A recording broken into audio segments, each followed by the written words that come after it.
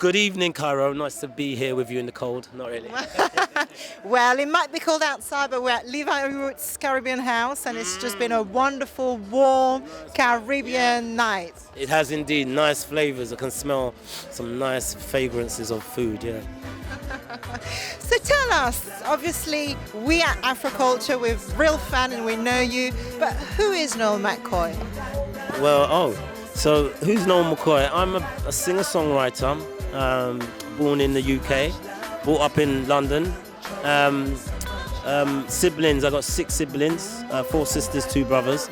And that's how I really sort of started in music, through my big sister. She would line us up in a line and we would have to do songs what she would give us, i.e. the Jackson 5. So we started, standard was very high. So that's how I started in the music industry. There's more to me. I love sports, I love family, I have children. I love working with young people. I've done a lot of youth work in my time and teach vocal lessons, drama workshops. I love writing. I've written several scripts for ITV, children's television. And I love sport, I love running. Football was my main thing. I played for Chelsea, under 14s. Then I found music. So Noel McKoy is a person who's just like any other person. Only difference is that I'm unique because I'm Noel McKoy. Yes, indeed, you are unique.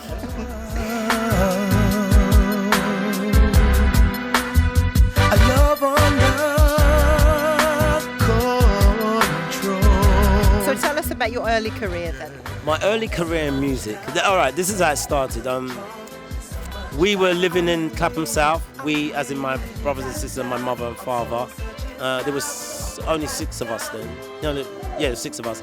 And we were moving to Battersea in South London, which seemed like the other side of the world at the time. So when we were packing and everything, the house we lived in, my aunt, it was a family home, a big house with lots of family. From Jamaica, that's where my family come from, my mum, dad and stuff. So anyway, we're leaving and everybody's crying, and in the background, Stevie Wonder's playing My Cherie Amour. So I stand on the chair at 7 years old and I start singing the song, and singing along with Stevie. And then all of a sudden, all my aunts started to look at me and they started crying even more, and they picked me up off of the chair, and it was just lots of noise. That's what I remember. And I just wanted to finish the song, just crying. And so that's my earliest memory of that. This singing thing brings this kind of reaction.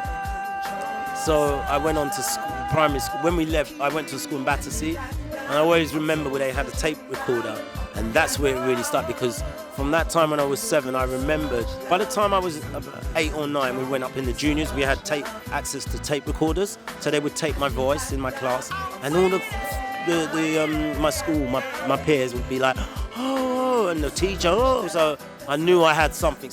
I knew that was something I loved doing. And you did carry on with it. What was your first single? So my first single was a song called The People, and it was with the band The Albions, the first band I was in, which was put together at school with friends. And the music teacher at the time, he really helped us a lot, because the teacher before him wasn't very engaging, and he didn't really engage with the black guys in the school. And then the head of teacher who came when he left was a black guy, and it just made things so. If it wasn't for Mr. Johnson, I don't know how far I would be in music. I'm not saying, because I learned sax, I learned instruments, and I learned more about music. And Mr. Johnson has been a really big inspiration to me to this very day, because he plays on some of my songs and stuff. So yeah, that's how it graduated to my first single, The People.